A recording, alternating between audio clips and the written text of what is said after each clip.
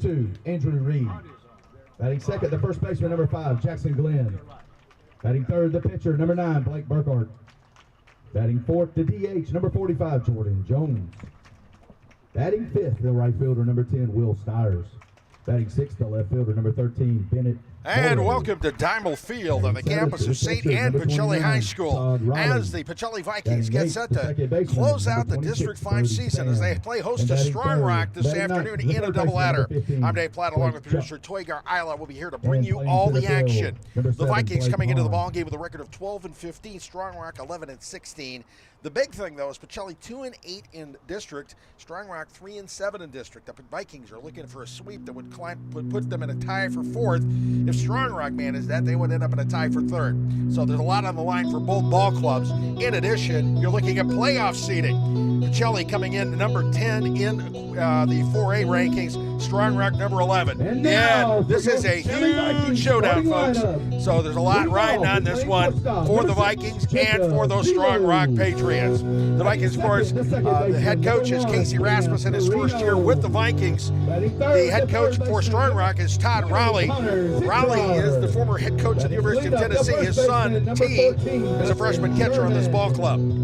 So there's a lot, like I said, there's a lot going on here today. A couple of pretty good ball clubs. Number 18, Levi Thompson.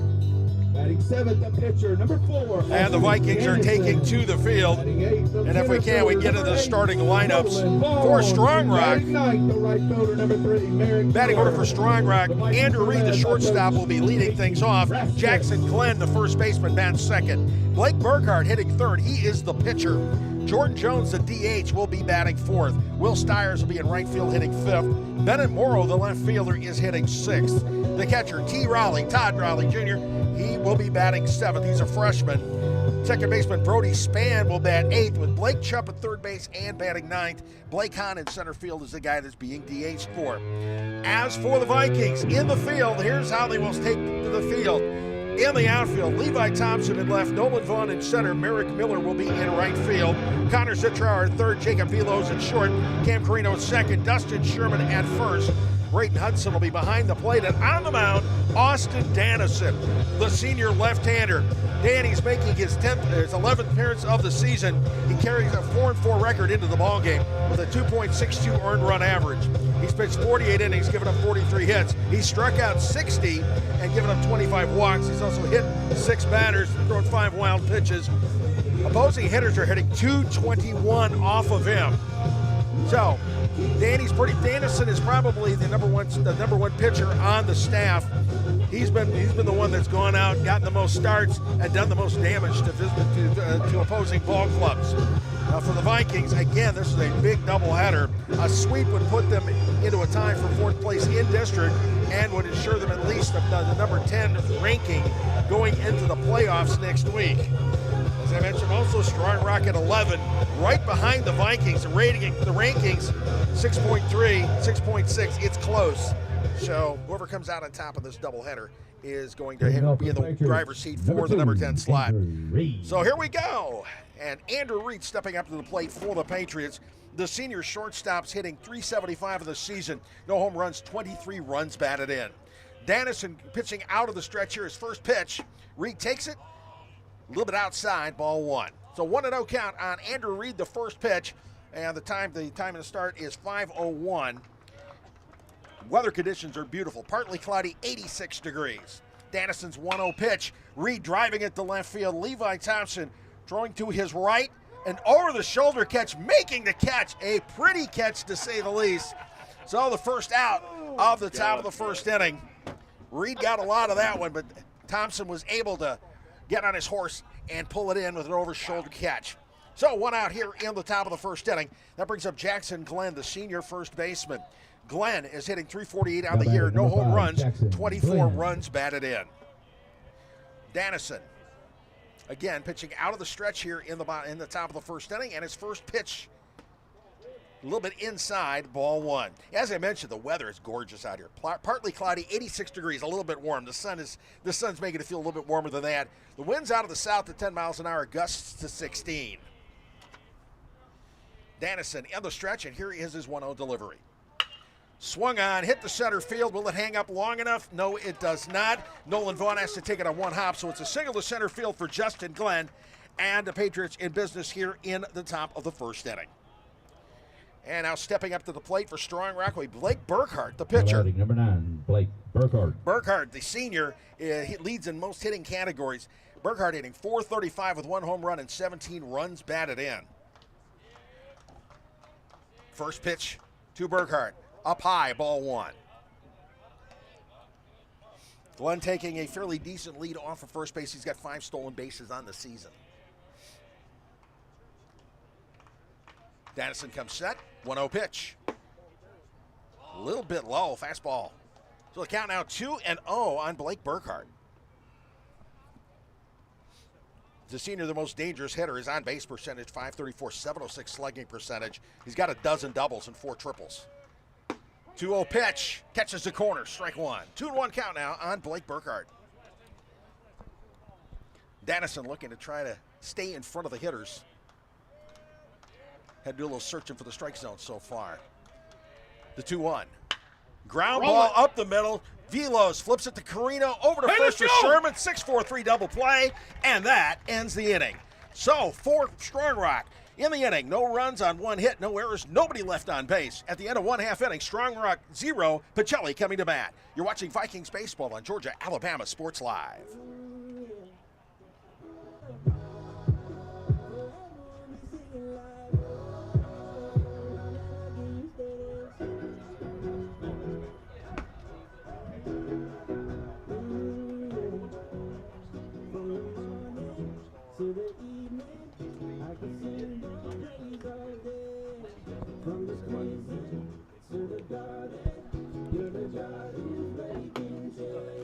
All right, back here at Diamond Field for the bottom of the first inning. Pacelli is Strong Rock knotted up, of course, scoreless here. Let's take a look at the starting lineup for the Vikings. Jacob Velos, the shortstop, will be leading things off. Batting first, Cam Carino at second, bats second. Connor Zitrout, a dangerous third baseman, the senior, but hits third. Dustin Sherman bats cleanup today, the first baseman. Braden Hudson catching, batting fifth, with left fielder Levi Thompson hitting sixth. Austin Dennison, the pitcher, will be batting seventh, with center fielder Nolan Vaughn hitting eighth, and Merrick Miller in right field batting ninth. As for the defensive alignment for Strong Rock, the Patriots have Bennett Morrow in left field, Blake Hahn in center, Will Steiners in right. Blake Chups at third, Andrew Reed at short, Brody Spann at second, and Jackson Glenn at first. Todd Raleigh, T. Raleigh, is the catcher with Blake Burkhart on the mound, getting a start for the Patriots. He's been their number 2 starter all season long. Burkhart's put up some fairly decent numbers. He's 0-2 on the season. He does have a save, 3.69 earned run average. 36 innings pitched, giving up 40 hits, struck out 34, and walked a dozen. So here we go, bottom of the first inning. The Vikings trying to see what they can do about getting on the board early. Leading things off is Jacob Velos. Velos, the freshman, hitting .325 with 1 home run and 17 runs batted in on the season. Burkhart out of the line, and here is his first pitch. Velos driving it to right center field. It falls in for at least 1 into the gap. It's cut off by right fielder Will Steyer, so it holds Velos to a single, but 1 pitch, 1 hit. The Vikings in business here in the bottom of the first inning. That's what they want to do. That's what they want to see. Cam Carino. Coming to the plate now is second baseman Cam Carino, the sophomore. Carino hitting .395 on the season, no home runs, 7 runs batted in. He has been a dangerous hitter all season long. Velos taking a pretty good lead off of first, 1 foot on the edge of the green. First pitch to Carino. Carino showing bunt, pulls it back. Ball 1. Carino leading the team with 6 sacrifice bunts, by the way. And as for Velos, he's got 10 stolen bases on the season. Tailor-made, a little bit of speed out there on the bases. And Carino has he's been a good clutch hitter all season long. Throw over to first to drive Velos back to the base. No tag attempt on that one. Burkhart keeping his eye on Velos.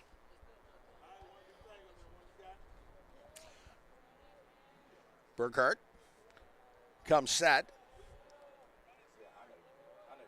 And a 1-0 pitch to Carino. Carino this time not showing bunt, catches the corner for strike. Strike 1.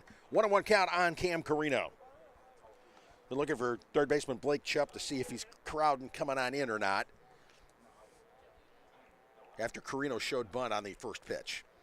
All right, Burkhart comes set. Here's his 1-1. Up over to first base instead. Quick throw over to first. Velo's in easily.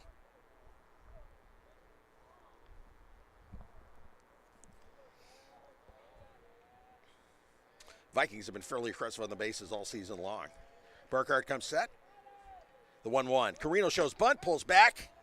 It catches the corner, strike 2. Snap throw down to first. Velo's in easily. So now it's a 1-2 count on Cam Carino. We'll see if he tries the bunt again. Runner in first. The Vikings would like to get something going here early on. Burkhart comes set. Raleigh motions his pitcher to step off the rubber. He does. We'll do a reset, and here we go. It's a 1-2 count on Carino. And the delivery. Carino swinging, foul to the right side, out of play. Into the trees. So the count remains 1-2. As I mentioned, the Vikings would love nothing more than to get on the board quick. This is a crucial District 5 matchup. First game of 2 today. 1-2 pitch. Carino in the air behind shortstop. It does it, no man's land. Nope. Left fielder Bennett Morrow comes on in and makes the catch for the out. So 1 out. Velo's remaining on first, and that brings up Connor Zitrower, the senior third baseman. Zitrower, top hitter on the Vikings, leading in literally every category, hitting .425 on the season. Now batting, number 20, Connor Zitrower. Zitrower, 7 home runs on the season, 28 runs batted in. He's also got 9 doubles. I mean, you're talking a healthy slugging percentage of .836 here. Burkhart getting the sign from Raleigh. He comes set. First pitch to Zitrower. Velo's on the run, taken off for second. The throw down a little bit late. Velo slides in with a stolen base. That's his 11th of the season. Vikings with a runner in scoring position here now with 1 out in the bottom of the first inning of this scoreless contest. It was a tough throw down to first. The pitch was a little bit high, and Raleigh had to reach for it before he could throw. So here you go, 1-0 count on Zitrower with Velo's leading off of second base. And Zitrower steps out of the box. Time called. Raleigh and Burkhart having a meeting of the minds about midway between home and the mound. Trying to make sure everybody's going the right direction.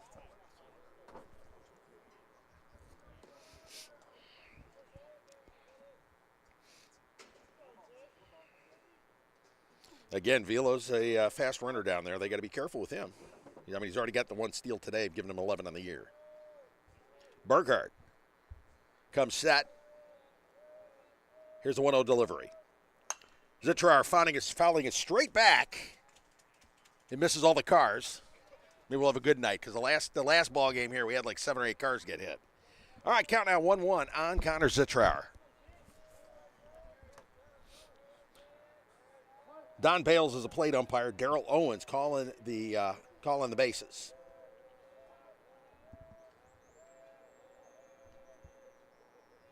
Here's the 1-1 delivery. Zitrower fouling it into the dirt, back into the screen. So the count moves to 1-2.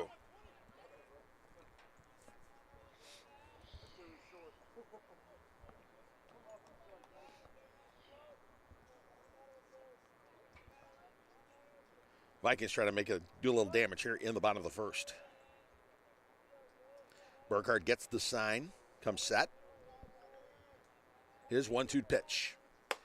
Outside, ball 2. So 2-2 count now.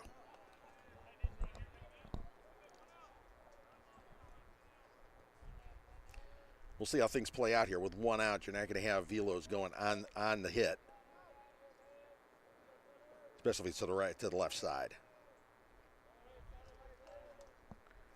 Burkhart looks in, gets the sign. Into the stretch and the pitch. Breaking ball in the dirt. And plate umpire Don Bale says that Zitrower went after it. Strike 3. So 2 outs now here in the bottom of the first inning. We got to ask for help, man. And that brings up cleanup hitter Dustin Sherman, the sophomore first baseman. Sherman on the season is hitting .326, no home runs, 6 runs batted in, got a couple of doubles. Number 14, Dustin Sherman. He's also walked a lot. He worked 10 walks. He's got an on-base percentage in .466. So he knows how to get on base. We got a guy on second. We'll see what he can do about bringing somebody home. First pitch, fastball up high, ball 1.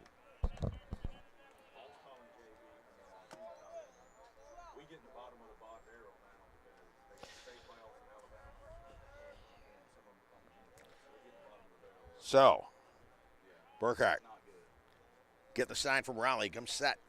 The 1-0 pitch. Fastball. A little bit outside. Ball 1.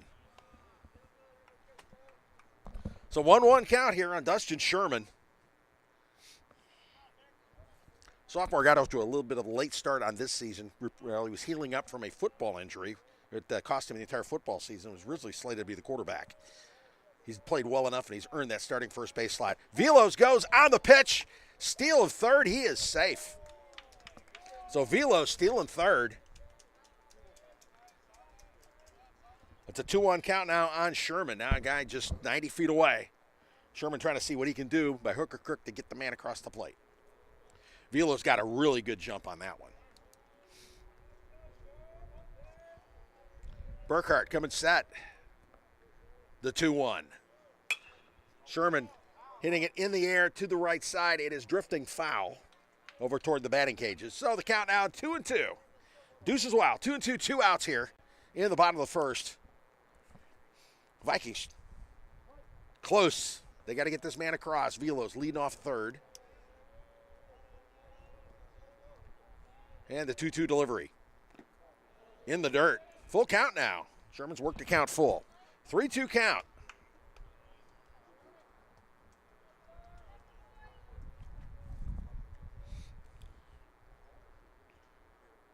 Situational hitting is always the key. And here's Sherman's chance. As I mentioned, he's got 6 runs batted in on the season. Burkhart comes set. 3-2 pitch. Fastball high, ball 4. So runners in the corners now with 2 outs. And that'll bring up catcher Braden Hudson, the senior. Now batting, number 2, Braden Hudson. Big opportunity here for Hudson. Hudson hitting .247 on the season. He has 18 runs batted in. He's got a double and a triple on the year.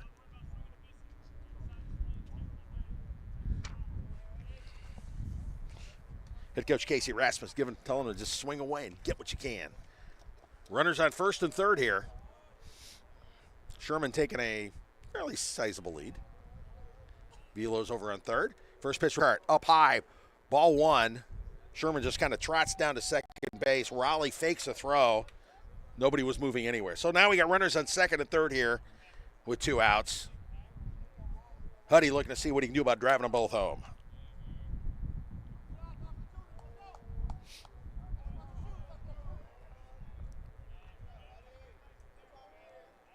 Burkhart comes set. The 1-0.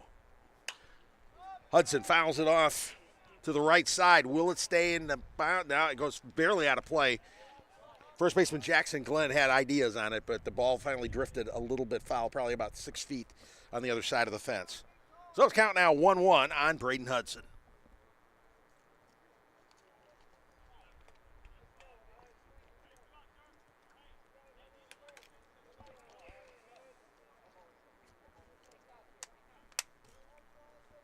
Scoreless contest here, bottom of the first.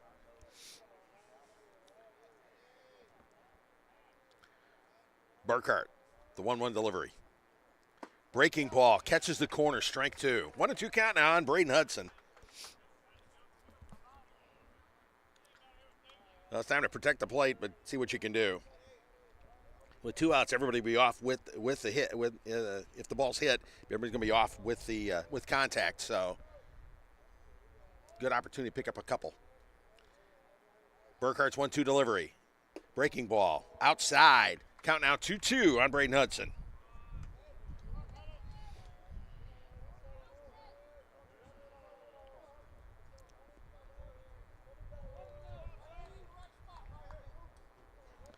Burkhardt looking in for the sign. Likes it. Comes set. 2-2 pitch. Hudson, ground ball, third base, past the diving Blake Chubb. One run comes in. Dustin Sherman coming on to throw home.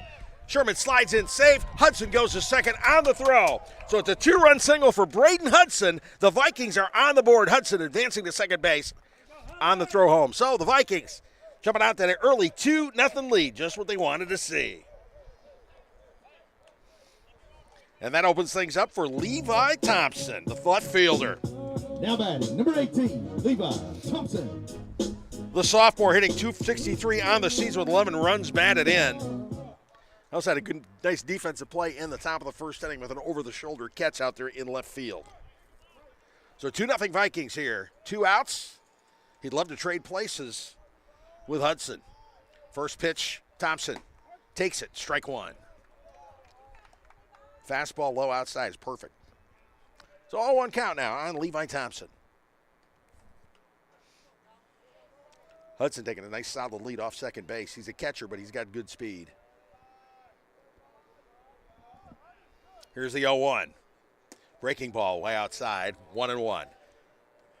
Usually when you see catchers, you don't see a lot of speed on there, but Huddy's got 8 stolen bases on the year. Remember, he was a running back back during football season, running back and a linebacker. Here we go. Time is called. Courtesy runner for the catcher, number 7. And just as they say that, they decide to go for the courtesy runner for the catcher, Hudson. It's Chris Harris, the 8th grader, coming in as the pinch runner. Harris has played in a couple of ball games. He's got 2 stolen bases. He's got good speed.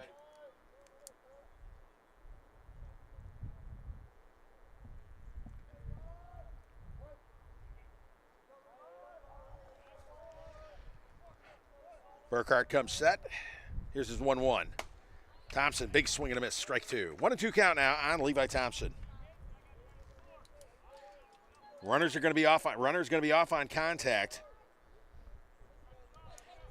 Head coach Casey Rasmussen reminding Chris Harris he's got to go on contact. Burkhardt comes set. Here's the 1-2. A little bit outside. Ball 2. 2-2 count. Some padding comes out of the glove of T. Raleigh on that pitch. All right, 2-2, 2 outs. 2-0 Vikings.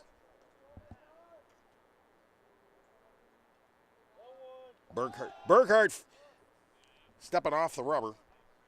Fakes the throw to second. Harris wasn't taking that big of a lead, just he kind of just strolled back. So we reset and go at it again.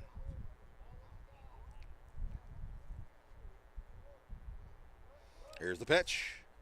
Swinging to a strike 3. Pitch a little bit high. Thompson chases, and that's the end of the inning. But in the inning, 2 runs on 2 hits. No errors, 1 runner left on base. At the end of 1 inning, Vikings.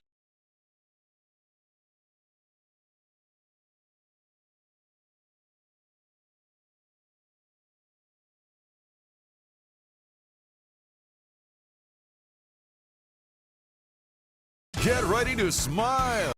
Truck Month at Glenn Smith Chevrolet in Opelika. Choose from a huge selection of brand new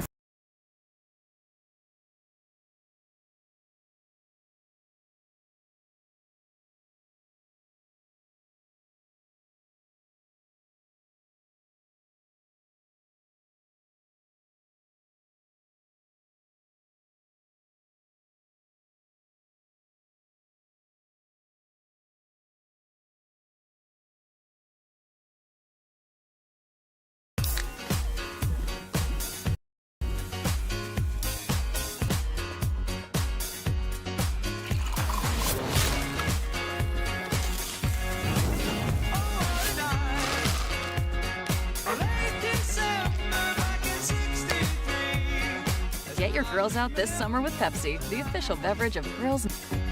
My name is Sergeant Wells, and this is my CV. Class sizes were too large. The professors in each class had time to talk. It was almost like a one-on-one experience. CVCC made sure you knew the subject before you walked out of the class. The test dedicated themselves for anybody. I can just CVC all day long because they're on top of their game.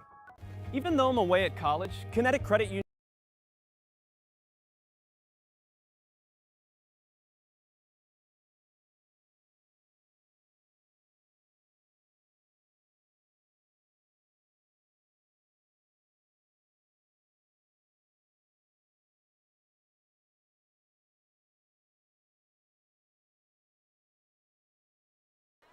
And we're back at Damel Field, top of the second inning. Pacelli with a 2-0 lead, leading things off, designated hitter Jordan Jones. Jones coming into the game hitting .353 with no home runs and 11 runs batted in. Austin Dannison on the mound getting a strike haul on his first pitch. Here's the 0-1. Jones fouls it off to the right side, out of play. So just like that, 0-2 count. Dannison starting to dial things in.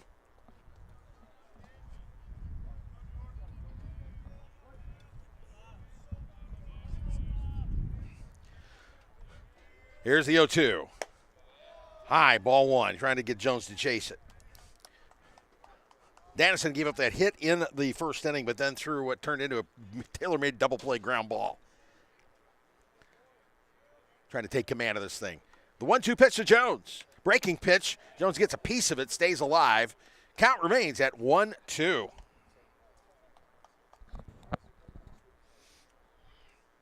Vikings getting off to the kind of start they wanted to with the 2-run bottom of the first inning. Here's Dannison's 1-2. Breaking pitch a little bit high. Count now 2-2 on DH Jordan Jones.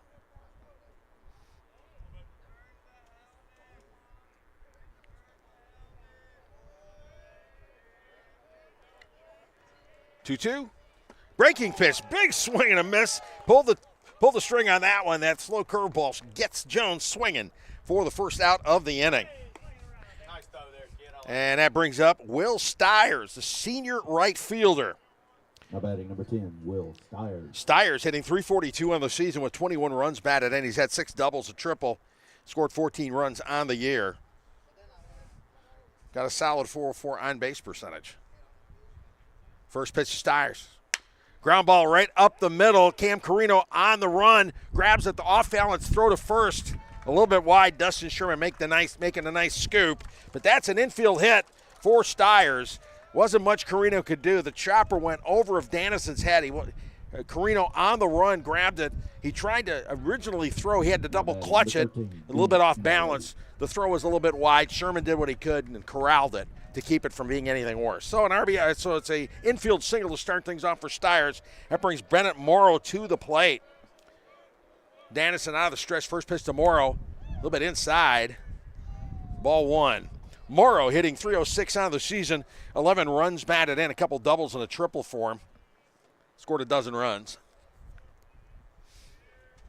Dannison comes set. Here's the 1-0 pitch. Ground ball to the right side. Carino over to second for the force. Velos to first.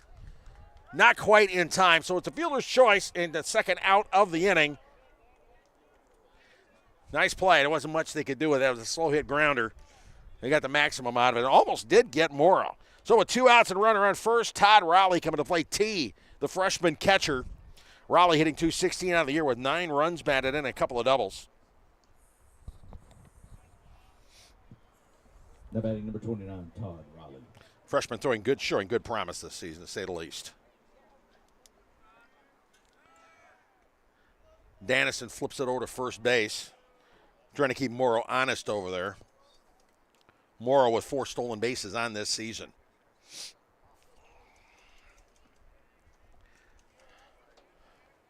Dannison comes set. First pitch to Rowley. Rowley takes the fastball on the corner, strike one.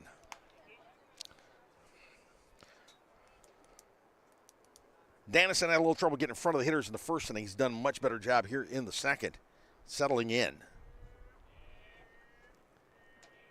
The 0-1 to Rowley. Breaking ball, fouled off. Brody Spann on deck, reaches out, makes a barehanded stop. Pretty nice little play there by the second baseman. So the count now 0-2.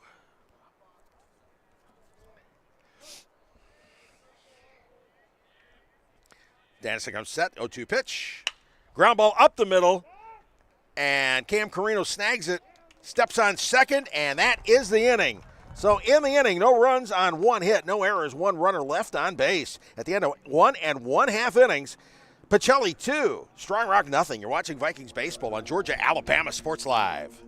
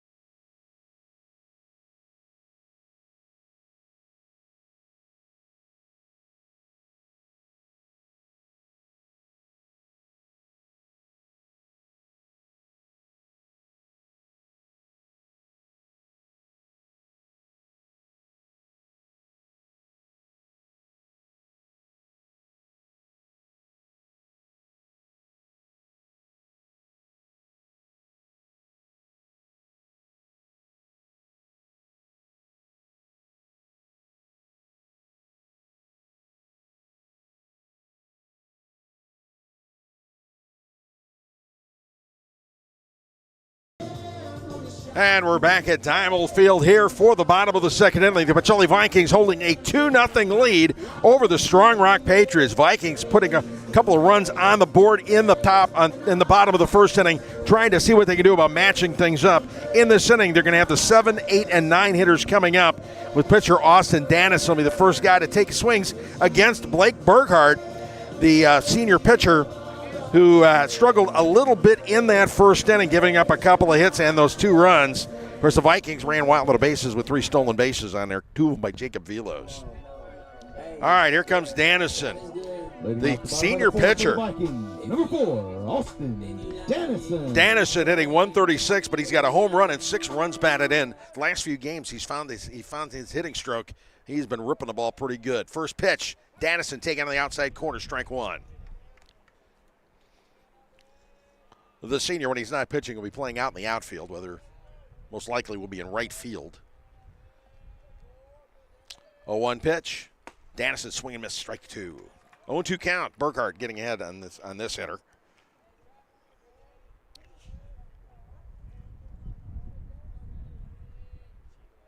Burkhart getting a sign from Raleigh. Goes into the motion. Here is the 0-2 pitch. Dannison swing and miss, strike 3. So a 3-pitch strikeout for Burkhart, his third K of the game. And that brings up center fielder Nolan Vaughn.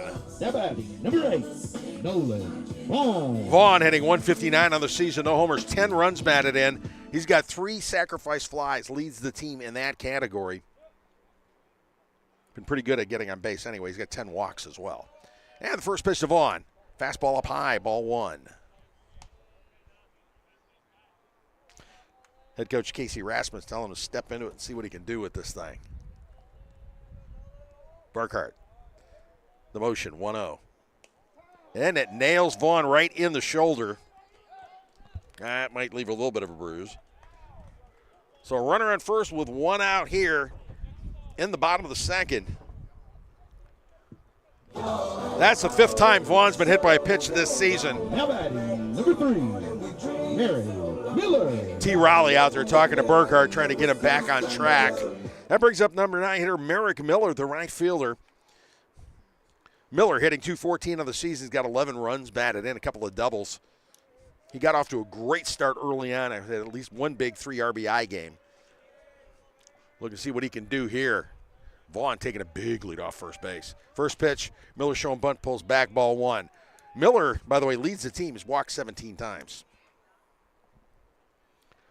As for Vaughn, he's got good speed, 10 stolen bases. He's taking a big, healthy lead off first. Right foot solidly on the green. 1, of course. Throw over to first. It was close. But Jackson Glenn couldn't quite hang on to the throw over from Burkhart.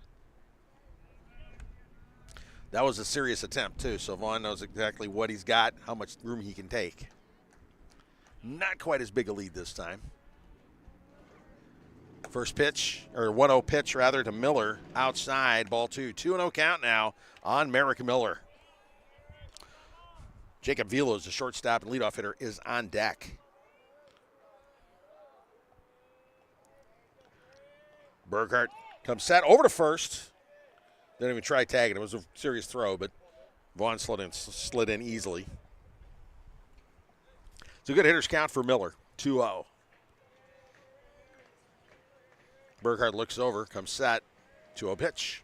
Miller swinging, pops it up toward left field, and left fielder Bennett Morrow on the run making the catch for the second out of the inning. Vaughn retreats back to first base. And now it's the top of the lineup coming up. Now batting, number 6, Jacob Velos. Freshman Jacob Velos, the shortstop. First pitch of the game with a single to right field. He would steal second and third and come in on Braden Hudson's RBI double, 2-run double, or 2-run single, rather.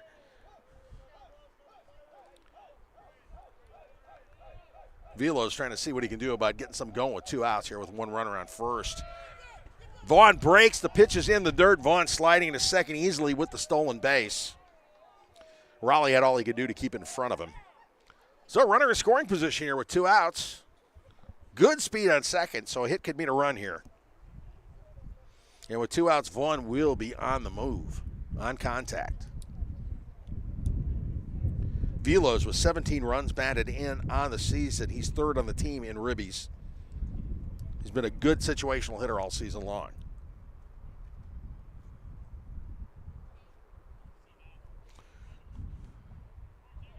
Everybody kind of resetting. Vaughn putting his sliding glove back on his left hand as he takes his lead off second.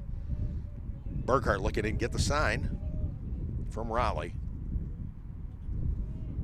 He likes it, goes in up. Velos asks for time and gets it from plate umpire Don Bales. Velos back in the box, so here we go. 1-0 count here. Here's Burkhart's delivery. Breaking ball, strike one. Up high, broke right across the plate. So 1-1 count on Jacob Velos. He's looking to see what he can do about adding to this 2-0 Pacelli lead here in the bottom of the second inning. 2 outs from Nolan Vaughn on second base.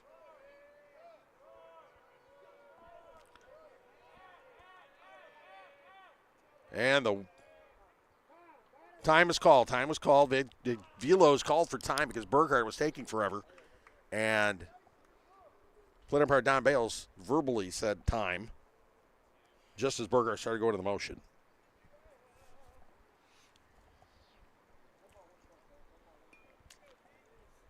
So here we go. We'll try it one more time here. 1-1 count on Jacob Velos.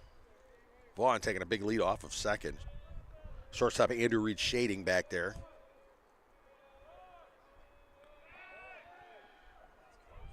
Burkhart broke. Looked toward second, did not throw.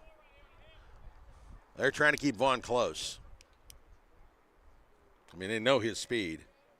I know Velos can roll it through the infield. There's a good shot at bringing him home, bringing in run number 3. Burkhart goes into the stretch. This time going to the plate, 1-1. Breaking pitch, big swing by Velos and a miss. 1-2 count now.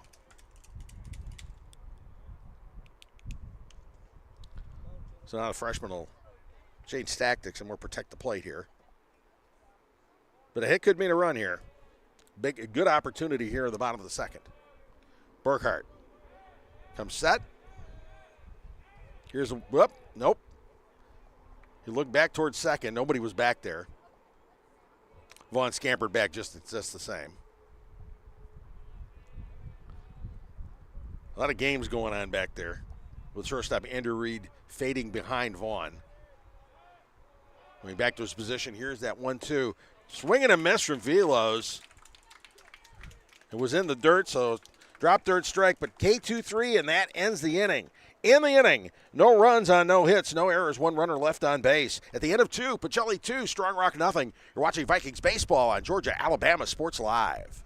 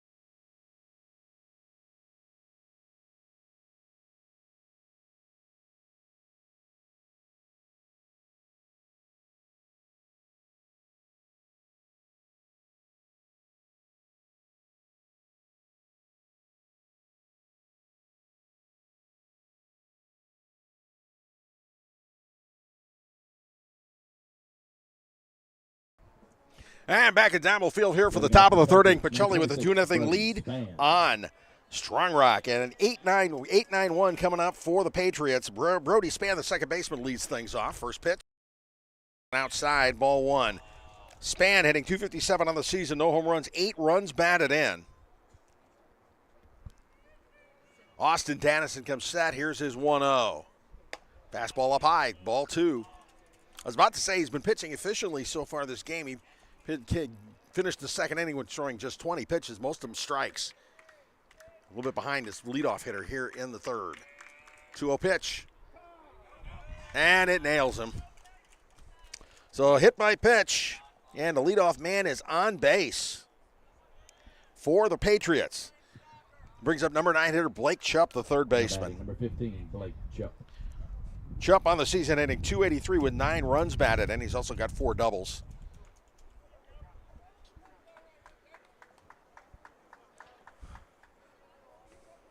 Span leading off first base. Span with 5 stolen bases on the season. They got to keep an eye on him. Dannison, first pitch to Chupp in the dirt.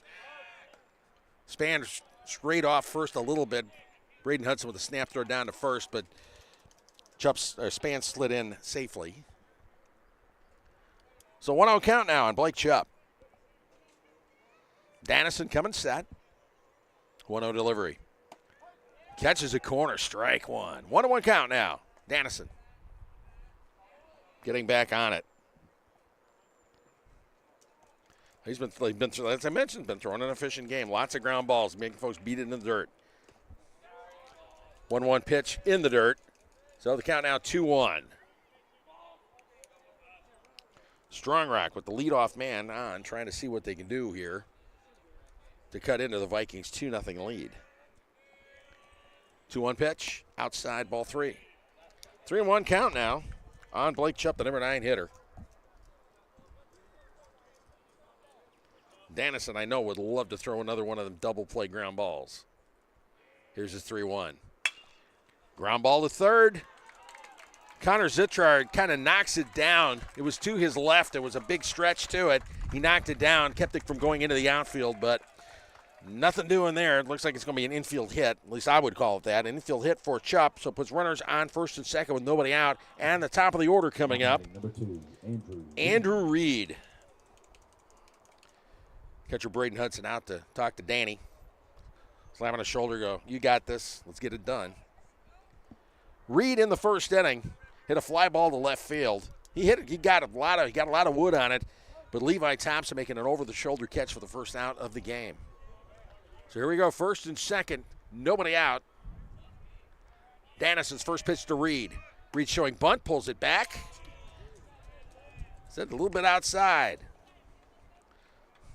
Plate umpire Bales said, nope, not quite. So ball 1, 1-0 count on Reed. Dustin Sherman in at third. We're in at first. Zitrauer making a move. This time Reed swings and drives it foul, just misses the football press box along the third base line. So the count now 1-1. Yeah, you see swings like that, makes you really feel real good to be a third baseman. So 1-1 count on Andrew Reed. First and second, nobody out. We'll see if he shows bunt again. Reed has not dropped down a sacrifice bunt all season long, by the way. 1-1, he's showing bunt, and he does drop this one down. Dannison scoops it up to Sherman at first. Gets him by half a step, but the sacrifice bunt advances the runners to second and third. So with 1 out, 2 runners in scoring position, and Jackson Glenn coming to the plate for the Patriots. That was a very nice bunt by Reed, his first sacrifice bunt of the year, and he almost beat it out too, because it was halfway between the mound and the plate. There was a question of whether Braden Hudson or Austin Dannison would scoop it up. It was Dannison making the throw and getting the runner at least. Second and third, 1 out. Glenn is up. Glenn singled in the first inning. He was erased on a double play grounder. Dannison's first pitch is a breaking ball behind Glenn, and it hits him in the back. That won't leave a mark, but will get him on to first base. So now we got bases loaded with 1 out here in the bottom of the third. And the dangerous Blake Burkhart coming up to the plate with 1 out. And it's time for a meeting at the mound to try to figure out what's going on here. Dannison rolling through the first 2 innings pretty solidly, but this one, 2 hit batters and an infield hit. So the Vikings want to keep this thing from turning into something big with 1 out. Strong Rock with the bases juiced. This is their first real opportunity to put something up on the board.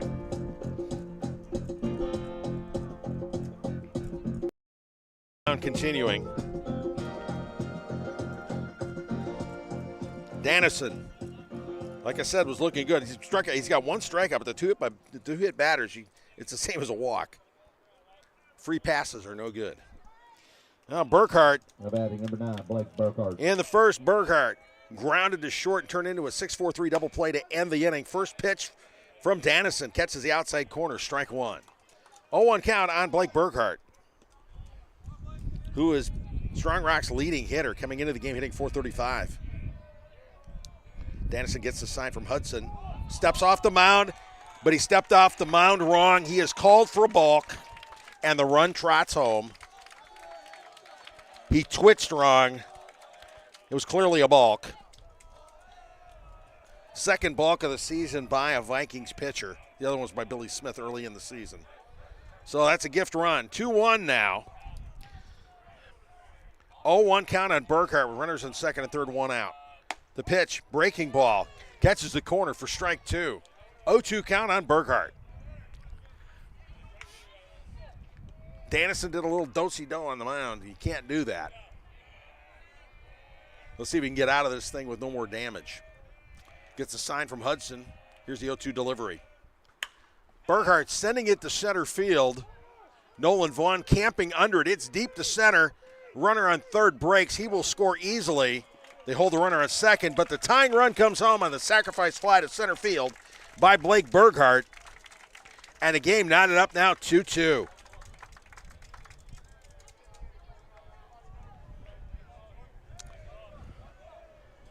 Now batting number 45, Jordan Jones. So that brings up the cleanup hitter, Jordan Jones. Jones struck out in his first at bat. Strong Rock with a couple of runs here this inning, kind of gift runs. First pitch to Jones in the dirt. Hudson keeps it in front of him. Jackson Glenn can't advance from second. So it's a 2-2 ball game, new ball game here, top three.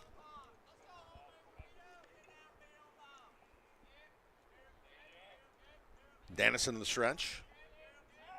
It goes to second. Oh, the throw to second almost got Glenn. Cam Carino put the tag on him, but not quite in time.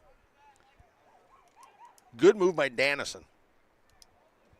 Almost. Because Glenn's taking a pretty healthy lead off second. Not so much this time now. He's maybe a step and a half closer. 1-0 pitch. Fouled off, right side. I thought it was going further. That thing roped out the left field. It was fouled by about 3 feet. I expected it to be curving foul. It was a line drive. Had a little more carry on it than I thought, but it's still a strike. So the count now 1-1.